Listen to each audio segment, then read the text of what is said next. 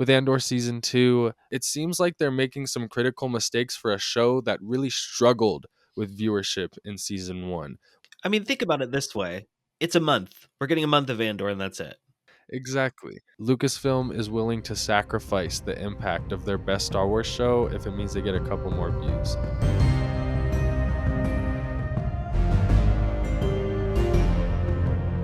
Welcome back to This is the Wayseekers, a podcast for Star Wars fans by Star Wars fans. My name is Austin SWE. I'm joined with my co-host, as always, Scotty Holiday, to be discussing Andor Season 2 because we finally got a trailer, which marks the official start of our Andor era. Yeah, we're in our Andor era, if you did not know. And y'all know we here at This is the Wayseekers love Andor. We're super excited for Season 2. It's our favorite Star Wars show.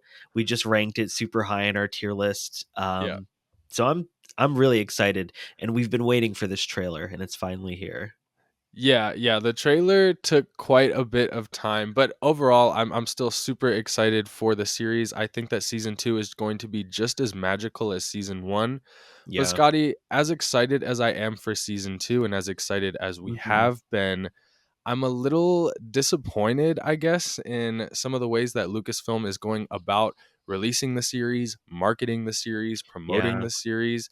It seems like they're making some critical mistakes for a show that really struggled with viewership in Season 1. We know that the show just didn't have the same success as some of the other shows, even though, like many agree with us, it's the best Star Wars show that Disney has released. And how do we avoid that with Season 2? We market it differently, but it almost feels like they're making some mistakes that will directly impact Andor and make it harder to succeed for Season 2. And it almost contradicts with how desperate they seem to get those views in Season 2. So I don't know. I want to talk about it, but how do you feel?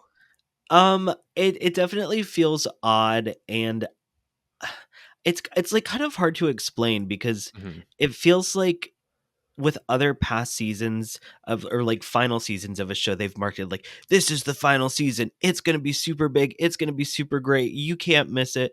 And this one, they're just like, here's that show y'all really liked, Right. We Let's feel indifferent about it, let's get it over with, and then move on to what. I know, exactly, because what the fuck comes next? It's so weird, the way that they're going about the show, because yeah, like you said, the theme here seems to be, here you go, damn, let's get it over with. Because for those who don't know, the show, instead of being released over the span of 12 weeks, because there's 12 episodes, it's being released within the span of 4 weeks, which means that for 4 weeks straight, we're going to be getting 3 episodes of Andor a week. I mean, think about it this way. It's a month. We're getting a month of Andor, and that's it. A month of Andor, when we could have been getting 3 months of Andor, 3 months of discussing this show. And you may be asking yourself, why would these people care how they're releasing the show? It's not going to impact the quality of it. And while that's true, while Andor Season 2 is still going to be just as awesome as it would have been if it was released across 12 weeks, there's something that comes with a weekly TV show, and Andor Season 1 really showed that, because there were so many moments in Andor Season 1 that we were able to sit with, because we didn't get 3 episodes all at once. Think of the Narkina 5 arc, for example. We got to meet Kino Loy in the first episode and see Cassian Andor going to prison, the day-to-day life of these prisoners. And then in the next episode, we start to see things crumble. And, you know, we see Kino Loy's mindset crumble with how he sees Narkina 5, and, you know, he always was obedient with it, and now he's like, fuck this, we got to get out of here. We got to sit with that moment before the eventual episode 3, the big payoff where they escape the prison and everything happens, where it all comes to fruition. We got to sit with that whole arc and those characters, Kino Loy, Cassian, Melshi, for 3 weeks before we got to that big final payoff. And you can't tell me that didn't impact the enjoyment of the series, the discussions we got to have, the speculation we got to have. I mean, we're on a fucking Star Wars podcast right now. I think we understand the importance of speculating each week, coming up with theories. And with Season 2, it just doesn't seem like we'll get that, because we're going to be having each arc release in the same day. We're getting the beginning, middle, and end of each arc. There's not much room for speculation.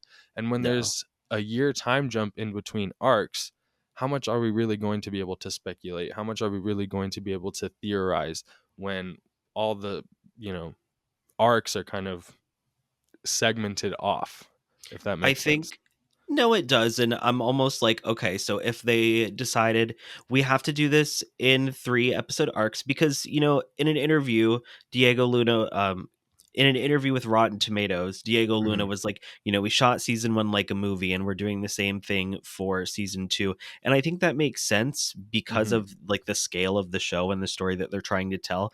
right, So maybe I could be okay with getting all 3 episodes at once per week if we got like a week or two in between, you know what I right, mean? Like, so we had time to sit with everything. But like we've talked about this before, this is honestly the culmination of how the streaming method has ruined TV mhm, and movies. um absolutely, because I think Disney's like, oh, we want to give the fans, you know from the start to the finish, the climax of each arc on a weekly mhm, basis because they don't want to have to wait. So we're going to give it to them all up front. I right, hate that. You're starting to mhm, sound like me, like a millennial that wants to watch weekly television, not this right, binge bullshit. Because, like you said, we don't have that time to like get invested in our characters as much and to mhm, build up the anticipation for whatever climax is coming right, with by the 3rd episode. And I don't love that. I mean, right, I'm not going to complain about it from a creator standpoint because nobody wants to listen to us complain about it that way. But it is going right, to be harder to talk about the show too. And like you said, yeah, even just speculation within the fandom, the conversations online aren't going to be anywhere near like they were for season 1 mhm. because we have to sit down for basically 2 or 3 hours and then we're all going to go to bed. Right. It's Exactly, it's gonna be releasing so late.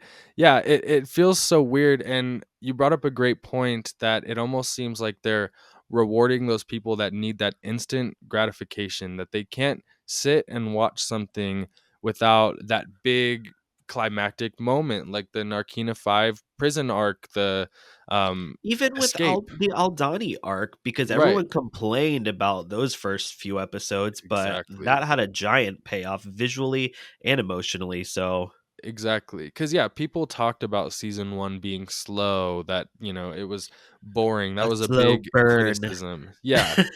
But I think that, at the end of the day, so many of us enjoyed the series for that. And I'm just gonna miss that in season 2. Same.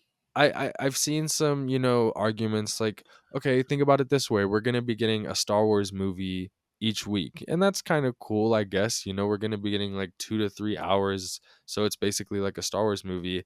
But then, my cynical mind is like, well, then make 4 fucking Star Wars movies. Don't give it to us within these 3 episodes. Make 4 Star Well, Wars movies. something to think about that too is, like, I'm gonna play devil's advocate here. Like, Hmm. we've complained in the past about them cutting up a movie into episodic for Hmm. a series like Obi-Wan Kenobi, for example. But they're not doing that with Andor. They're giving Hmm. us like the full movie Right. per week, so it's going to be very interesting. But I think it just depends on if it was shot like a movie so it feels Hmm. continuous, or if Right. it does feel more episodic in the 3 episodes. Yeah. I think something that a good thing here is that each arc has one director. So I bet you Yes. each episode will feel more connected like a movie rather than 3 episodes episodic. But, it still would have been nice to have that, that time to think about things. And it just goes into what you said about how it feels like they're almost like, let's just get this over with, let's just get the show out. And that could be for one reason or another, because it's, a huge political statement on the state of our world, Yeah. revolutions, the state of our country, specifically Mhm. America. you know the Well, Disney could be scared of that in this new political climate we have going on. don't forget about the lesbians. Yeah, yeah. There's 2 lesbian characters. And they're Um, gonna be back. They're in D23 footage that was leaked, yes, so yeah, they're in this season. yeah. And in that D23 footage, they seem to be getting busy. So, I don't know if I'd say busy, but definitely there's definitely an intimate, like, face, like hmm, yeah. Yeah. Yeah. So I'm excited for them to return. But then also, like we talked about, the trailer took forever to come out, where it's like you would think that they would have been wanting to market this show 6 months ago to make a big splash so people know that this shit is coming. Instead, this is the second shortest period of time between a trailer releasing and the first episode of the series releasing, which was 57 days. The only one above it in first place is Mando season 2, which had like 45 days in between, which was also ridiculous. Yeah. um I don't know Well, why they want such little time to market this show when they seem they've so done that desperate with for Disney views. Plus. They've been doing that with Disney Plus, at least for the Star Wars stuff, like since they started. I've always thought that that was horrible marketing. I'm not a marketing Yeah, but this genius. one this one's even further. This is in second place. So think of all those, like Mm, Book of Boba Fett took forever, right? yeah. Andor still did worse. Do you know, cuz the Acolyte trailer came out pretty far ahead, Yeah. from what I recall. Do you remember how far ahead it was? I don't remember exactly, but it was very early I on want to say because it it was was like like, in April or something, maybe yeah, it was like March. 2-3 months before. Regardless, that I thought, I was like, "Oh my god, are they finally gonna start giving us time with these trailers to really, Right. like, sit and ruminate with them and Mhm. theorize and speculate like we've been talking about?" I don't know. This whole trailer was just weird. Yeah, Um because like we talked about, they seem so desperate to get people to watch, and I almost feel like this trailer, I'm hoping that it's more of a teaser than a trailer, and that we're going to get like an actual trailer that shows like story and is more in line with the tone of the actual show, because this trailer seemed like just letting you guys know we have a good show coming out. We have a good show that released before, and you guys didn't watch it, but we promise that this is the good Hold on. show. I wrote down the line. I wrote Yeah, down the one, the first season of Andor was was hailed hailed by by critics critics everywhere. everywhere. And it was like that was it Cringe as just felt fuck. so weird seeing like shots of the trailer, like these beautiful shots, and then it's covered with this text from like New York Times, and it's like, what the hell? And it just feels like an admission that they've released bullshit throughout the years, that they're like, we know the shows have been bad, but we promise you, we promise this one is good. Just give it a chance. Yeah, it's interesting, and that brings me to the point where I'm like, "What the fuck was that music choice?" Um, the Yeah. revolution starts now. I was like, I heard the guitars coming and I was like, "Okay, Mhm. whatever, like, this is fine," but then, like, the dad rock vocals came in, and it immediately took me out of it, which is Mhm. somebody who actually really liked the Hutties cover of Major Tom for Skeleton Crew, which was Mhm. different and divisive. Right. Like, at least that was in Huttese. This one's just Yeah. straight up in English, and I'm like, did Tony Gilroy pull this off of his Spotify playlist? It was like, "This is the song that I like." Right. I will say, and in terms of the feeling of Star Wars, it's quite bullshit. It's not. It doesn't even fall in line with the tone that we know from Andor before. Like the Yeah, trailers for Andor season 1 were very thematic. We knew from the jump that it was very different from anything we've seen from Star Wars. This is different, but it's like different in the sense that it doesn't feel like Star Wars. Like you said, it's dad rock. The one saving grace, the oh god. one saving grace, the song is called "The Revolution Starts Now." It's a song about the revolution starting right fucking now. And yeah, I'm sure they could have found a better song, but at least this is not them just being different for the sake of it and being divisive for the sake of it. It falls in line with the theme. The revolution starts now. The revolution is starting in Andor season 2. We see Literally, it. if there is one thing the Star Wars fandom agrees on right now, it is that this song in this trailer was a horrible choice. That's all I see. It's all I've seen online. I don't know anybody that was like, "I fucking love that song, man. That Andor trailer was tight." I've Like, seen I've seen some people definitely defending it. It's To me it's not like the worst thing ever because it's the trailer. Like if this was in the show, trust me, bestie, I'm this on this is fucking podcast this shitting is all over it. TV spot music. This is TV spot music. This is not trailer music.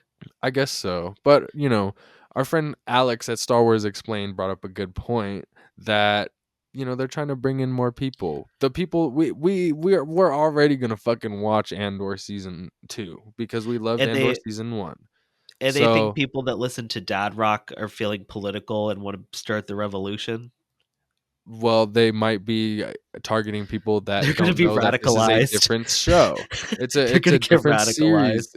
It's different from Star Wars. We don't have dad rock in Star Wars, but this show is bold enough to have it in their trailer. I don't know. I let me have a fucking thing. I'm always shitting all over everything Star Wars. Let me have my bullshit defensive moment. I fuck with the song. Ew, no, no, ew, I can't. No. My issue We're is gonna more not even the song. My issue is more that the trailer gave us nothing. We don't really know anything Okay. new. Well, here's the thing about that. Mhm. I hate the Disney marketing of we're going to show you a bunch of scenes from the first 3 episodes in the trailer Mhm. because I feel like I'm checking off boxes as I watch the first few episodes and see all the scenes and like now we're finally at the point of the series where we haven't seen any Mhm. footage. And I like that this Andor trailer did not give me an idea of necessarily what's going on because Yeah. I want to get into the show and I want it to grip me and like I want it to be exciting and emotional and whatnot. I Mhm. don't want to feel like, oh, there's that shot from the trailer where Mhm. Mon Mothma's dancing. You Yeah. know what I mean? Yeah, I think the shots in this trailer are gonna be spread out more throughout the show because I think what they're doing here is gathering all the big CGI shots, the big action shots, the really Yeah, cool shots. We know damn well like 80% of the show is gonna be people talking, and we're gonna be fucking clapping and eating that cheering for shit all of up. it. Yep, all But the that monologues. that doesn't make for a good trailer. So, No, for me, instead of really giving us more information, the trailer kind of confirmed some theories I've already had because we have okay. like a few shots from like that Disney Plus 2025 teaser they had and some things we've known from like past interviews and such. Something I'm interested to see as a Star Wars Rebels fan. I'm pretty sure we're going to be seeing the Ghorman massacre within this show. For I've heard those who don't know, rumblings. yeah. Yeah, I'm not the only one who thinks this. So for those that don't know, the Gorman massacre was a protest on the planet Gorman where the Empire basically killed a bunch of innocent protesters for no reason. And the reason that it's important is because this was the first time that Mon Mothma publicly criticized Emperor Palpatine by blaming him for the deaths of all these civilians. It was seen in Star Wars Rebels. I'm pretty sure the Gorman massacre originally was from Star Wars Legends, but Star Wars Rebels brought it over. And it's a huge moment for Mon Mothma in her, rebellion career. It's That's basically she takes that first step. exactly, like she's taking the mask off. She's going, full She's coming throttle. out of the closet. Oh, queer icon Mon Mothma. Yes. So I think that that's going to be seen in Andor season 2 just because we've seen protests. We see stormtroopers laying out these protesters. We see civilians laying down on the ground in front of a bunch of stormtroopers. I'm pretty sure that it's all within the same sequence where Cassian Andor is in this like rich asshole disguise, at this party because you know what I'm talking about. It all takes place like in this courtyard. Yeah. It all seems like it's the same It's thing. been a big struggle trying to like because I'm working on my video review of the trailer and I keep being uh, like, what do I call these scenes that are happening? I'm like the right. riot, the protest, and it's all in the yeah, it's got like the white architecture. It Yeah. I originally thought it was Chandrilla, but the more that I've kind of pieced together what I think the arcs are going to entail, I'm Hmm. like, this isn't going to be on Chandrilla because I feel like we're going to get a Mon Mothma arc, and that's going to focus on her on Coruscant and then her on Chandrilla. Right. So this place does feel like it's going to be its own separate kind of arc, and I think it's all going to lead up to that protest. Hmm. And it's going to be very interesting to see how it's woven into the actual story of Cassian Andor and the rebellion, like where it's going to Hmm. fit in there. And I really hope that we get to see a beautiful monologue by Genevieve O'Reilly in live action to the Yes. Senate denouncing Palpatine. Because, like you said, we do get, like, I would call it highlights of the speech in Hmm. Star Wars Rebels, but you're not going to have like a giant, intricate monologue in an Right. animated show that's supposed to appeal to all ages. Right. Like, I want to see Genevieve O'Reilly get her flowers, because like we said, this is her big moment where she finally steps into, a public leader of the rebellion Right. opposing the Empire. So I really hope that we get that for her. And y'all know I love Mon Mothma, so Mhm. she deserves all the screen time. Yeah, absolutely. And it seems like this season's going to be a big one for Mon Mothma. We know from season 1 that she's giving her daughter away, Lita, in hopes to get more funding for the rebellion. And it's like this big moment for her because it really tests Mon Mothma and what she stands for because Oh, we she's not getting more funding for the rebellion. She's only doing it to hide the fact that she's funding the Oh, right. rebellion. She was, yeah, to hide. Yeah. And honestly, it sucks because I don't think it's going to work out for her because there's a shot in the Mm. trailer where, oh, what's his name? Davos Golden, the dad of the son that she's giving her daughter away to in the Hmm. Trandrillan, what do you call it? Tradition, to Arranged have an arranged marriage. marriage. Yes, exactly. It seems like he rats her out to none other than director Orson Krennic because there's a shot of Krennic talking Hmm. to Mon Mothma and then Danvos Golden, and it's blurred out and you can't really tell. I haven't seen a lot of people talking about it, but in later shots you can match up, Davos Golden's costume. I'm pretty sure you had told me that you can match up Mon Mothma's earrings, Oh, so and those cheekbones. and the And those cheekbones. cheekbones. She is cut. Like, I was like, Yes. that's Genevieve O'Reilly, clearly, and that's definitely Davos Golden. It's Mhm. interesting that you think that he rats Mon out, because in my opinion, like the way I viewed it, because I Uh-huh. noticed the same thing when I was going through the trailer, and Mhm. I kind of thought that it might be a situation where Krennic comes in and starts researching more into Mon in Mm. general and like takes Right. special interest in what she is doing, Mhm. because we know from when she was working with Tay Colma, what did she have, like 40,000 like credits or something that just like Right. disappeared or something, maybe 400,000. Either way, Mhm. that's the reason why she takes that step and goes through with the arranged marriage, a tradition that she's so against, Right. because she doesn't feel like she has another option. Mhm. And so my assumption is that Krennic is slowly catching on to this weird financial stuff going on, and that's why he's questioning both of them, because they're both Mhm. tied to it. I Right. assume that Davos Golden is like going to be her new person taking care of her finances, essentially, on the outside. Right. That makes sense. Yeah, I guess for me, I jump to conclusions because it's like, fuck that guy. I don't trust him. Yeah. He's a thug. Right.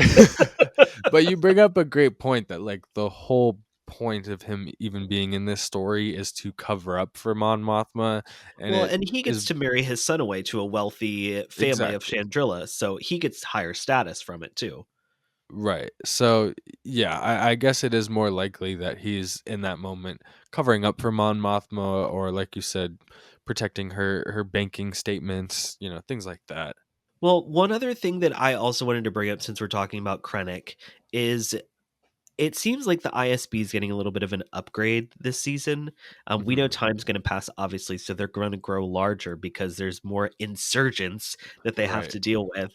And I'm curious if we're going to actually be moving from the original building that they were in season one Hmm. and moving into what is it called? The Imperial Inspectorate HQ, which is the original Republic Center for Military Operations, where like the Clone Memorial was. Right. Because there's also scenes of what looks like training stormtroopers or ISB agents doing some kind of training with Right. stormtroopers. So I'm wondering if they're going to be moving to that building. And the one thing that kind of ties it together that I did not know is that Krennic designed that building. Oh, interesting. I had no idea. I was just trying to look up for my own notes what the building was called, and I'm on Uh-huh. Wikipedia, and it says, and it was designed by Orson Krennic. And I was like, Oh, wow. no fucking way. Yeah. So I I'd love to bet see you. that tied in somehow. Yeah, I bet you that's probably from the novel Catalyst, right? I'd I don't imagine remember so. where it was from, but Yeah, I'd imagine so. And what's cool about Andor is that, it's always people always talk about the show that's breaking the curse of cameos and big flashy, remember this? Yeah, Easter eggs. Right. But Andor has some deep cut references to things that Rogue One specifically had with its tie-in material, and Mhm. I have no doubt that they're going to continue that with season 2, and something like that could very well be kept in line. Where of course if this was a Dave Filoni show, we'd be talking about how they don't even know that that happened or that exists. Or they'd retcon it. Right, But you're totally right, and I didn't even think of it in that sense. That sounds like the type of Easter egg that right, Tony Gilroy would put into it. And it's like, oh yeah, Krennic designed that building, perfect. And they wouldn't make a big like, here's our new fancy ISB right, headquarters designed by Orson Krennic, and here he comes in with his right. fucking cape and shit. Yeah, Like it would just be a, oh my god, they're literally at that place where yeah, the Geonosis Memorial was for the clones, but of course mhm, it's taken down at this point. right, Um, so I would really like that, and that's one of the things I loved about Andor too is like they're still Easter eggs, but they're not played up for like, ooh, look at this cool thing that you know from this. Like right. it's more of just a deep cut or deep cuts or just things that only like super fans are going to notice. Yeah, absolutely. And speaking of Easter eggs, I want to ask you, as the resident Knights of the Old Republic stan, do you think that those grassy fields, do you think that's Dantooine? Great question. No. Oh. However, I do I do have an idea that we might see Dantooine in this show. Mhm, So something else in the Rotten Tomatoes interview that Diego Luna did back in August talking about Andor season 2 said that there's like 5 main planets and they all kind of have this lived in community feel just like Ferrix did in season 1. So I mhm, was trying to figure out what these 5 planets could be. You know, we're going to have Coruscant obviously. We're going to right, have what you think is Ghorman. We're going to have Chandrilla most likely, right. and then Yavin. So what's our 5th planet?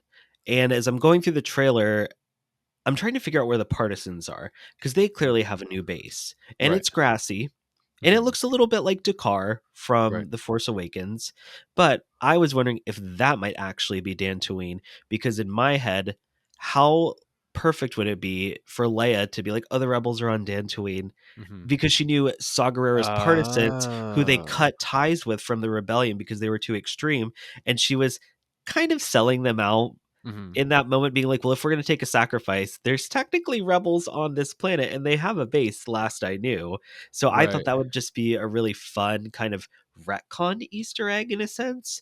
But like you Yeah. mentioned, in general, because I love Knights of the Old Republic, I made a whole lo-fi song about the Dantooine background music Right. in the game. So I really want to see Dantooine at Mhm. some point. Plus, it's the only other planet that has a similar name, like to Tatooine. There's Tatooine and Dantooine, and they talk about Dantooine, but we never go there.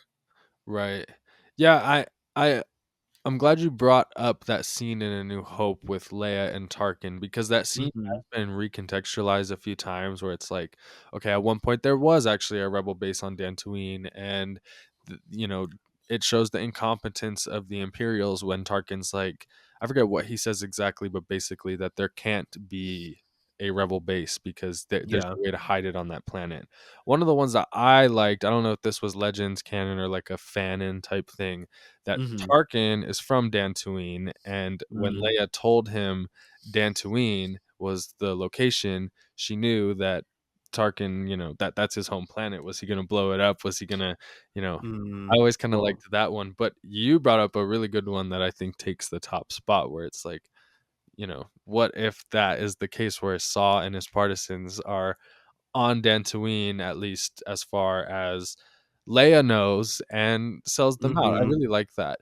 Dantooine was also originally going to appear in Rogue One, and they were going to Mm. show them escaping Dantooine, I love because that. there was going to be, or there was a rebel base on Dantooine, and it almost seems like, because I know the shots you're talking about, kind of seems like that's kind of what we're seeing, maybe like an evacuation of Saw and his partisans, because we see the Hmm. X-wings that specifically go with his partisans. So Yeah, and we see that body too, and it's not an right, Imperial. mm-hmm, Like I Yeah, there's some interesting stuff that's going to happen with the partisans, and I'm excited that we're going to get more of them. But one thing I do want to point out, mentioning that grassy planet, a lot of Mhm. people are thinking it's like you thought it's Dantooine. I think it's Ganji Moon, which is just where Brasso, Jezzy, Bix, and Wilman Pack were all going Mm. once they escape from Ferrix. There's like a throwaway line about, oh, you can get as far as Ganji Moon, and we'll meet up there. Oh, okay. So That makes sense.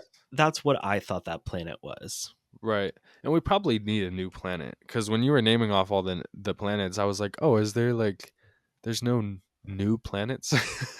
Yeah, well, and like even when I was thinking of the planets, I was like, I don't really want to count Coruscant because that's kind of like a given. We have to go there. Right. But bringing in Ganji Moon, we can argue if it's a planet or a moon. But like Right. that's where I think this grassy. It almost looks like wheat, like just Yeah. fields of wheat.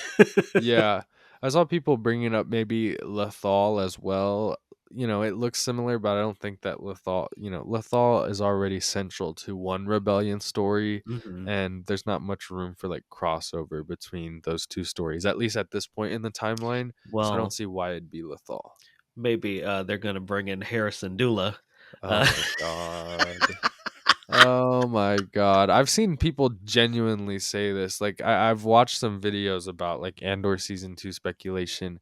And when people sit here and they're like, well, this character could appear, I'm like, are you watching this fucking show or no? Like do you have like a weirdest character you think could appear that like would make more sense than just like oh, I'd love to see this person. put me on the spot. I'm only asking because I have one. So if you want me to do mine first, I'll go Yeah, first. do yours first cuz now I'm on the spot and I know that there's characters that I would like to appear. So this is more of a wild card, Uh-huh. but Cal Kestis. The reason I say that, What? the reason that I say it is because one, we know he worked with the partisans between the events of Jedi Fallen Order and Jedi Survivor. And Okay. all those hangar shots, like in the Imperial hangar, looked straight out of the Jedi games. So I was like, if I could see any wild card kind of person appearing in this one would make sense to me. That would just be out of left field. I I don't expect it to guess. happen, but I think Yeah. there's a possibility of Cal and Cassian have crossed paths at some point, and I like that.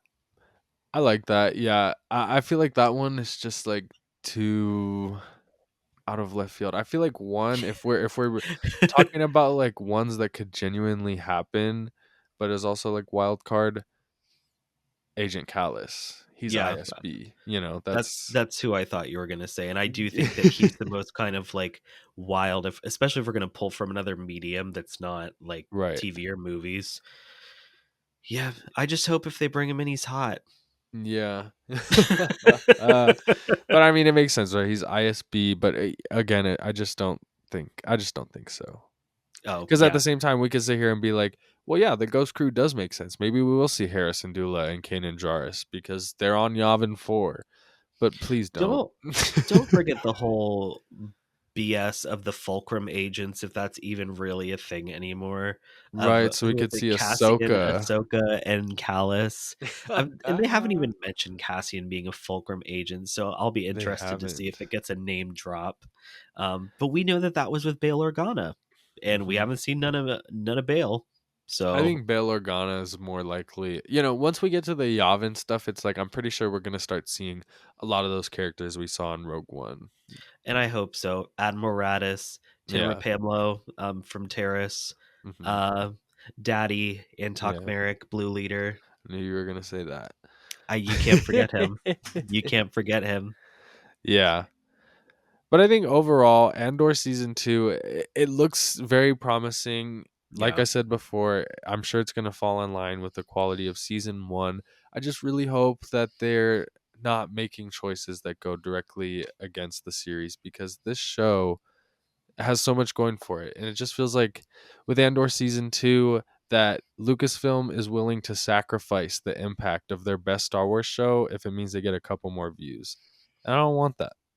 Yeah, and at this point, we talked about this prior to recording, but it's like what's really coming next? We've Mhm. got Visions coming out, and after that, what is it? The movies that are 2-3 years out.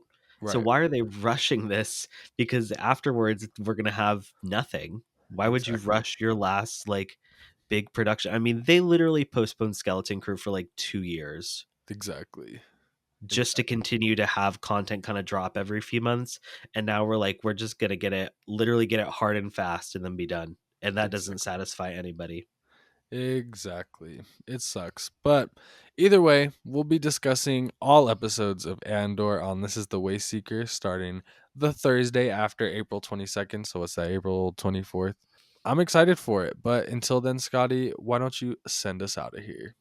Make sure you all follow us on social media so you never miss any of our Andor content at Wayseekers Pod or wherever you get your Star Wars podcasts. Thank you all so much for watching, and as always, may the Force be with you.